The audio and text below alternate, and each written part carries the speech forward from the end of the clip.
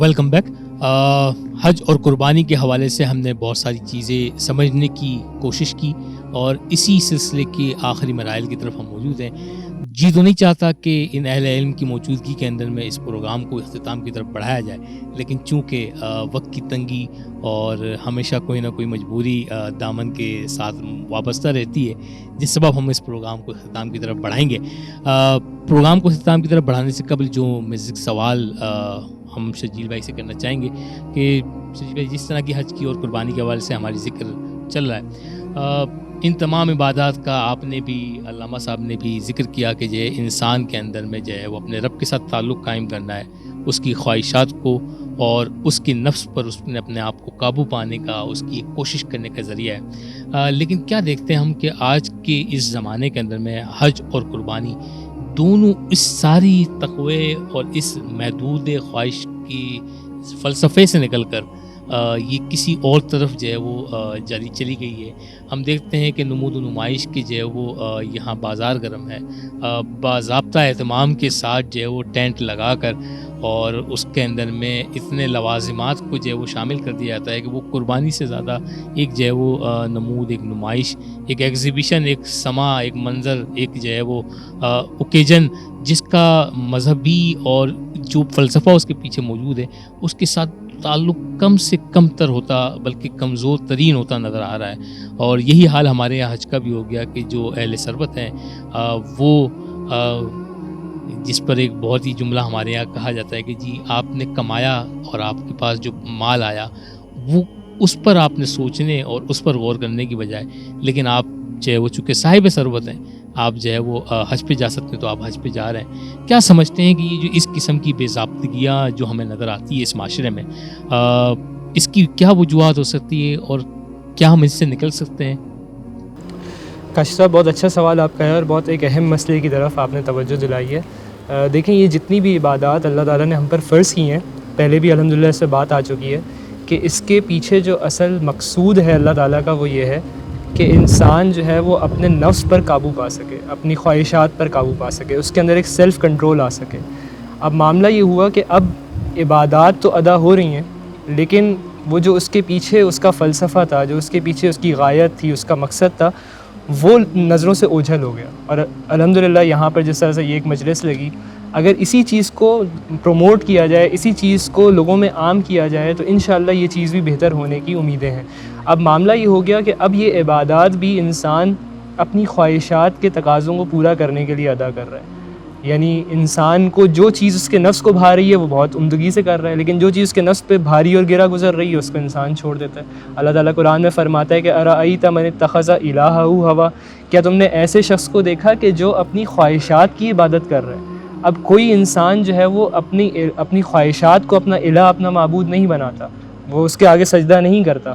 اصل بات کیا ہے کہ انسان جس کی فرما برداری کر رہا ہے، جس کے حکم کی تعمیل کر رہا ہے، جس کے آگے سبمٹ کر رہا ہے، وہی اس کا الہ ہے.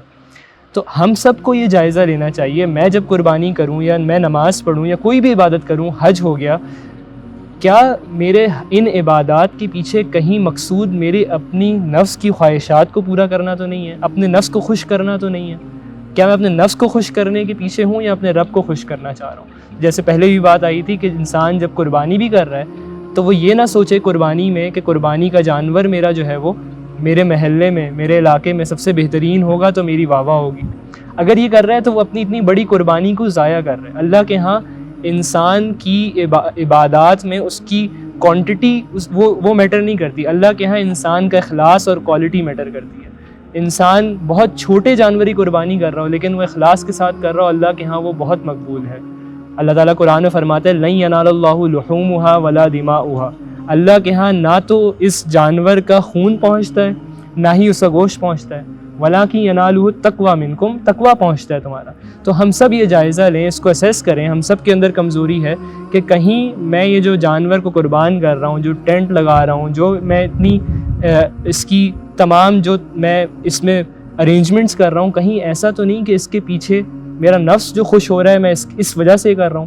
جو ہر سال میں حج پہ جا رہا ہوں بہت مبارک ہے، کہیں ایسا تو نہیں کہ میں اس لیے کر رہا ہوں کہ میرے اسٹیٹس کا سمبل ہے یہ، ایسا تو کہیں نہیں.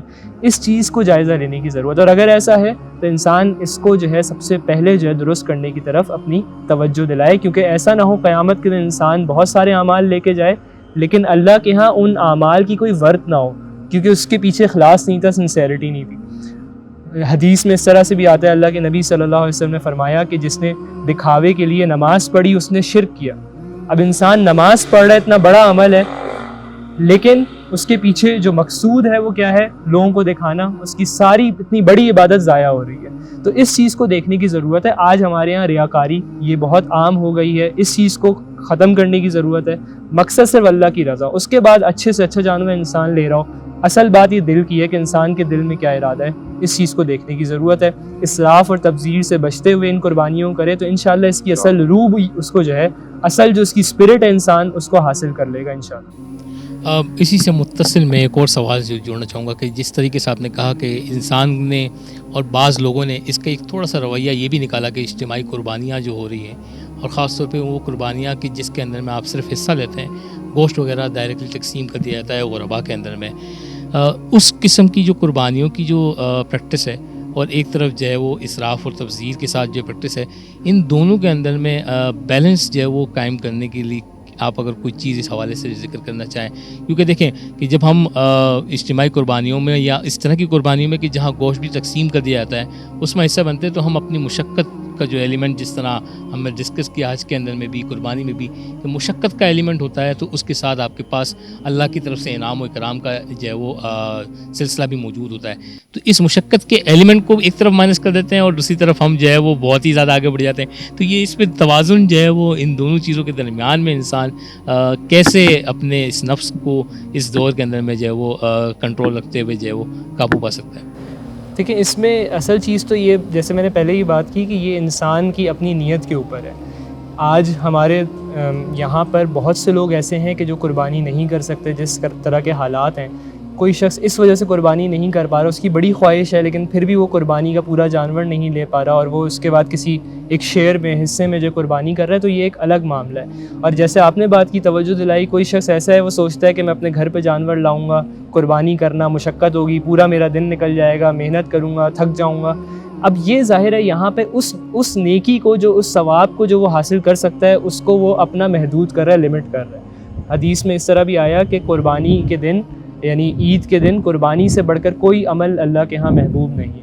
تو یہ وہ بہت بڑی ایک اپرچونٹی ہے ہمارے لیے کہ ہم اس میں نیکی حاصل کر سکیں، ثواب حاصل کر سکیں. تو بس یہ باقی اس میں یہی بات ہے کہ اصل تو انسان کی نیت ہے، کہ انسان کس نیت سے یہ کام کر رہا ہے، اس کو دیکھا جائے. بہت بہت خوبصورت، بہت خوب بات کی.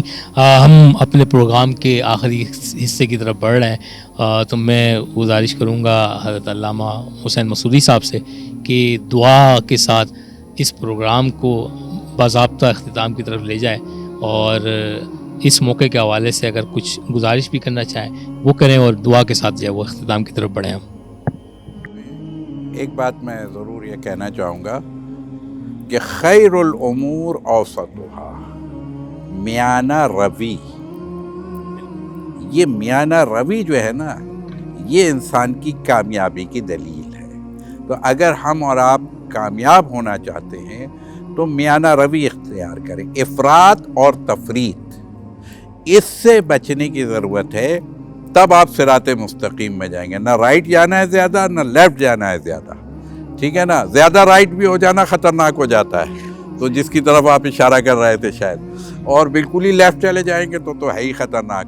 تو میانہ روی یہی ہے کہ آپ خیر الامور کی طرف رہیں، بہترین امور کی طرف رہیں، اور وہ یہ ہے کہ آپ کیا ہے، اس دونوں چیزوں کے درمیان میں رہیے. یعنی اگر کسی کی مجبوری ہے، کوئی مشکلات ہیں، وہ اس کا گھر مطلب 10 منزلہ فلیٹ میں رہ رہے ہیں، اس میں وہاں جگہ نہیں ہے، آپ اگر جانور لا کے باندھیں گے، آدمی کے رہنے کی جگہ نہیں ہے، اب وہ ایک مجبوری ہے، تو اس کے لیے کوئی اور جگہ لے لیے. لیکن یہ قربانی کا دن یہ تربیت ہے. خدا کے یہاں نہ گوشت جاتا ہے نہ خون جاتا ہے، وہ تو تقویٰ جاتا ہے. وَمَن يُعَظِّمْ شَعَائِرَ اللَّهِ فَإِنَّهَا مِن تَقْوِیَ الْقُلُوبِ. یہ جو تعظیم کیجئے، اس کی عظیمت کو جانیے، یہ کوئی عام چیز نہیں ہے جسے آپ قربان کرنے کے لیے جا رہے ہیں، یہ آپ ایک سنت ابراہیمی پر عمل کر رہے ہیں۔ تو اس شان سے لے کے جائیے کہ جیسے آپ سے اگر طلب کر لیا جاتا اس جانور کی جگہ پہ، اگر خدا مجھ سے میرا بیٹا مانگ لیتا تو میں اسی طرح اسی شان، تو اپنے بیٹے کو جس شان و شوکت سے لے کے جاتے ہیں، میں کہوں گا البتہ اس کا مطلب یہ نہیں ہے کہ اب آپ اس کو، وہ بہرحال وہ قربانی ہے آپ کی، تو اس پر سوار ہو کے دبلی پتلی سواریوں پر حج کے لیے آؤ تو سوار ہو کے آنا ہے اور پھر اسے قربان کرنا ہے۔ اور میرے رسول نے ایک ہی حجۃ الوداع انجام ظاہری طور پر فرمایا، کیونکہ آخر میں یہ عبادت فرض ہوئی، اس میں اپنی طرف سے صرف میرے رسول نے ایک احرام کھولنے کے لیے، جو میں نے تاریخ میں پڑھا، وہ 66 اونٹ قربان کیے تھے، 66، اور حضرت علی مرتضیٰ کی طرف سے 100 اونٹ لے کے گئے تھے، 33 اونٹ ان کی طرف سے قربان کیے، اور ایک جو ہے وہ اپنی بیٹی کی طرف سے انہوں نے قربان کیا۔ بہرحال کہنے کا مقصد یہ ہے کہ اپنی فیملی کی طرف سے قربانی دینا ہر فرد کی طرف سے، اگر آپ صاحب استطاعت ہیں۔ اب یہاں پر آ کر کے بہت سارے لوگ کہہ دیتے ہیں کہ جی اس کے لیے آپ یہ پیسے یہاں خرچ کرنے کے بجائے آپ کہیں اور خرچ کر دیجئے۔ نہیں، وہاں تو آپ خرچ کیجئے ہی جہاں کی یہ دعوت دے رہے ہیں آپ کو، لیکن یہ والے فریضے سے میں کیوں محروم رہ جاؤں؟ میں روزہ رکھوں تو نماز کیوں چھوڑ دوں؟ میں نماز پڑھوں تو روزہ کیوں چھوڑ دوں؟ یہ تو نہیں ہوگا۔ یہ تو ذمہ داری بیلنس لائف کی ہے۔ آپ نے اگر اپنے ماں باپ کا احترام کرنا ہے تو زوجہ کا بھی آپ نے خیال رکھنا ہے، آپ نے بچوں کی بھی تربیت کرنی ہے۔ یہ تو نہیں ہے بچوں میں گئے تو زوجہ کو بھول گئے، زوجہ میں گئے تو والدین کو بھول گئے۔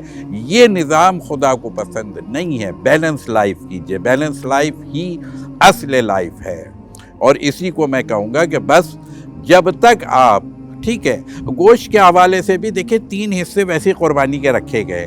ایک کیا ہے، فقراء کے لیے رکھ دیا ہے خدا نے رکھ دیا ہے۔ اب میں پورا دینے کی ضرورت نہیں ہے۔ ایک حصہ عزیز اقارب، دوست احباب، ہمسائے پڑوسی رشتہ داروں کے لیے ہے نا، ایک حصہ اس میں سے دیجئے۔ ایک حصہ اپنے اور اپنے بچوں کے لیے رکھیے، ہاں بالکل رکھیے۔ اچھی غذائیں بنا کے بچوں کو کھلائیے، صرف قربانی کرنے کے بعد بیچاروں کو خون دکھائیے اور اس کے بعد گوشت محلے والوں کو نہ کھلائیے۔ اپنے بچوں کو اچھی غذائیں بنا کے، ہاں رکھا ہے خدا نے، بالکل رکھا ہے۔ ظاہر ہے گوشت ضائع نہیں کیا جا سکتا، وہ اسراف میں آ جائے گا۔ اس کو بنانا ہے، اچھی غذا بنا کے کھانا ہے، بچوں کے ساتھ، فیملی کے ساتھ بیٹھنا اٹھنا ہے، اس میں کوئی عیب نہیں ہے۔ لیکن للہ ہے، یہ یاد رکھیے گا، خدا کو کوئی عبادت کا اجر وہ اس وقت تک نہیں دے گا جس عبادت میں ملاوٹ کر دوں گا، پھر خداوند عالم آخرت میں وہ میری عبادت مجھے واپس لوٹا دے گا کہ تم نے میرے لیے اگر 5% کیا تھا، لوگوں کے لیے 95% کیا تھا، تو 5 والوں کو دے دو، میرے پاس عبادت دینے والے بہت ہیں، مجھے تمہاری عبادت کی ضرورت نہیں ہے۔ لہٰذا عبادت کو خالص رکھیے، پانی پیش کرتا ہے۔ لہٰذا بس دعا کریں گے، بِاسْمِكَ الْعَظِيمِ الْأَعْظَمِ جَلِّ الْأَكْرَمِ یا اللہ یا اللہ یا اللہ یا اللہ یا اللہ یا اللہ، بحق محمد وانت المحمود، بحق علی وانت العالی، بحق فاطمہ وانت فاطر السماوات والارض، بحق الحسن وانت المحسن، بحق الحسین وانت قدیم الاحسان، بحق 9 المعصومین من ذریۃ الحسین علیہ السلام، لا حول ولا قوة الا باللہ العلی العظیم، توکلت علی اللہ، حسبنا اللہ نعم الوکیل، نعم المولا ونعم النصیر، وفوض امری الی اللہ، ان اللہ بصیر بالعباد۔ پروردگار عالم، یہ ماہ ذی الحج ہے، بار الہ اس مہینے کی، ان دنوں کے، اس عشرے کی، یہ جو پہلا عشرہ بار الہ گزر رہا ہے، ہمارے ہاتھوں سے جا رہا ہے، والفجر ولیال العشر، تو نے قرآن میں اس عشرے کی قسم کھائی ہے، یہ تیرے پاکیزہ دنوں میں سے دن ہے، یہ قدریں بڑھانے کے لیے ہمارے کو، انسان کو اپنی قدر پہچاننے کے لیے تو نے ہمارے لیے لیل میں کیا ہے، قرآن کو نازل کیا، اس لیے ملائکہ کے ساتھ بھیجا کہ انسانیت کی فجر ہو جائے، ہماری ذہنوں کی انسانیت کی فجر کر دے۔ پروردگار عالم، ان ایام کا واسطہ، بار الہ اس مہینے میں بڑی بڑی فضیلتوں کی تواریخ ہے، بار الہ بہت زیادہ قربانیوں کا ایک سلسلہ ہے، تسلسل ہے یہاں سے۔ بار الہ تیرے جو خاص بندے ہیں، تیرے جو محبوب بندے ہیں، تیرے جو خلیل بندے ہیں، تیرے جو ذبیح بندے ہیں، تیرے جو حبیب بندے ہیں، بار الہ ان کی اور ان کی آل پاک کے صدقے میں ہماری تمام غلطیوں کو معاف فرما، बार-ए-इलाह हमें खालिस सच्चा पक्का मुसलमान करार फरमा। बार-ए-इलाह हमारे अंदर इखलास इनायत फरमा, हमें और ज़्यादा दीन इस्लाम को समझने की सादत नसीब फरमा। बार-ए-इलाह हमारे क़ुलूब में औलिया, औसिया, अम्बिया, आइम्माए ताहिरीन, रसूल पाक, आले रसूल, बार-ए-इलाह उनके असहाब, जो भी बार-ए-इलाह ख़ास बंदगान खुदा हैं, परवरदिगार आलम उनकी मोहब्बत हमें इनायत फरमा। उनकी सीरत पर चलने का शौक़, जज्बा, हौसला हम सबको इनायत फरमा। बार-ए-इलाह यकीनन आज के दिन पूरे मुसलमानान आलम ने बार-ए-इलाह क़ुरबानी पेश की है। बार-ए-इलाह आज ही के दिनों में कि ये कि हज मुकम्मल हो रहा है, आज लोग एहराम खोल रहे हैं। बार-ए-इलाह इन मुक़द्दस एहरामों का वास्ता, बार-ए-इलाह ये तेरे खालिस बंदों का वास्ता, बार-ए-इलाह ये जिन्होंने अपनी दुनिया तेरी खातिर हराम की, बार-ए-इलाह जो हमें तमाम दुनिया की हरामकारियों से महफूज फरमा। बार-ए-इलाह हमारे दिल में अगर कोई शौक़, जज्बा, हौसला इनायत फरमा तो बार-ए-इलाह वो तेरा लिक़ाउल्लाह की मंजिल हो, तुझसे करीब होने का शौक़, जज्बा हमें इनायत फरमा।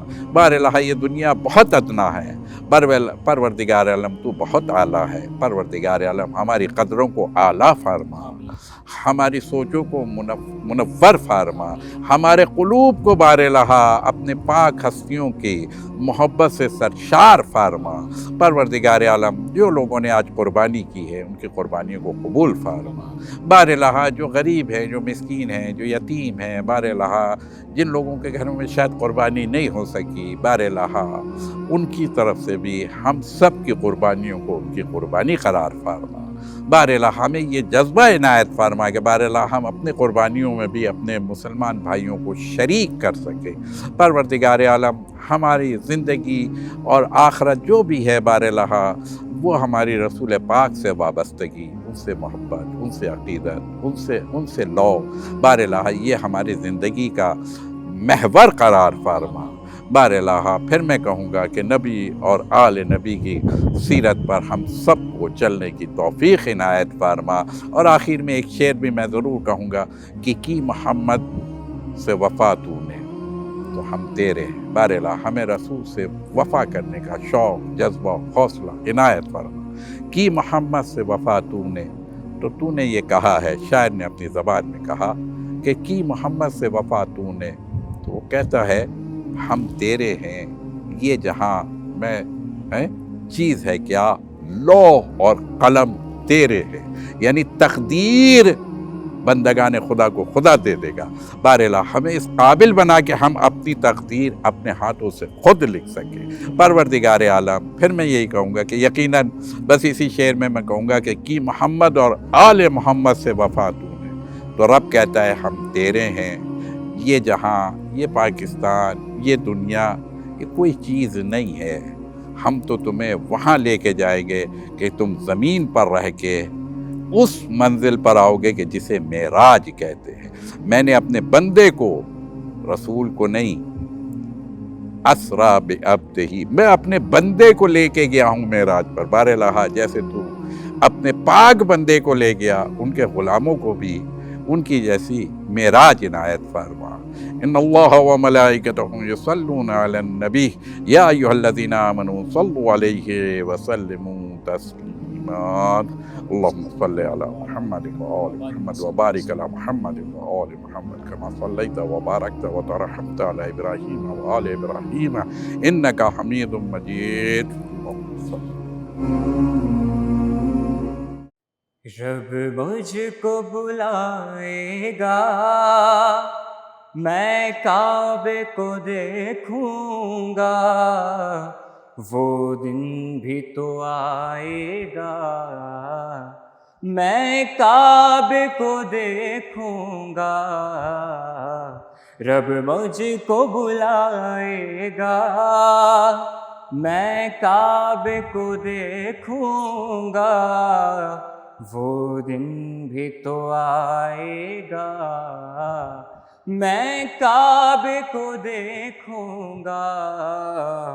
अल्लाह अल्लाह अल्लाहु अल्लाह अल्लाह اللہ اللہ اللہ۔ رمضان مبارک میں وہ سامنے کعبے کے، رمضان مبارک میں وہ سامنے کعبے کے افطار کرائے گا، میں کعبے کو دیکھوں گا، وہ دن بھی تو آئے گا، میں کعبے کو دیکھوں گا، رب مجھ کو بلائے گا، میں کعبے کو دیکھوں گا، وہ دن بھی تو آئے گا، میں کعبے کو دیکھوں گا۔ مایوس نہیں ہوں میں اللہ کی رحمت سے، مایوس نہیں ہوں میں اللہ کی رحمت سے، اللہ کی رحمت سے وہ حج پہ بلائے گا، میں کعبے کو دیکھوں گا، وہ دن بھی تو آئے گا، میں کعبے کو دیکھوں گا، رب مجھ کو بلائے گا، میں کعبے کو دیکھوں گا، وہ دن بھی تو آئے گا، میں کعبے کو دیکھوں گا۔ جب پہلی نظر میری اس کعبے پہ جائے گی، جب پہلی نظر میری اس کعبے پہ جائے گی، اس کعبے پہ جائے گی، دل جھوم سجائے گا، میں کعبے کو دیکھوں گا، وہ دن بھی تو آئے گا، میں کعبے کو دیکھوں گا، رب مجھ کو بلائے گا، میں کعبے کو دیکھوں گا، وہ دن بھی تو آئے گا، میں کعبے کو دیکھوں گا۔